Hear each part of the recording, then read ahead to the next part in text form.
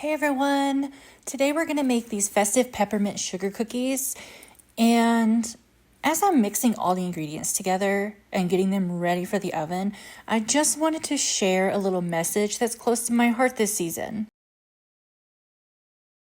You know, Christmas is all about celebrating the birth of Jesus, who brings so much love and light into our lives. And just like these cookies are going to bring a little bit of sweetness and joy to those who taste them, I hope we can all remember to share a bit of that same love and kindness with the people around us.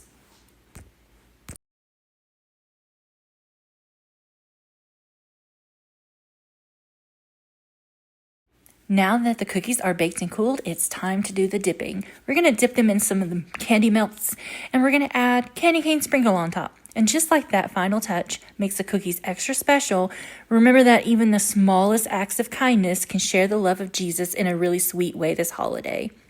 Enjoy and Merry Christmas!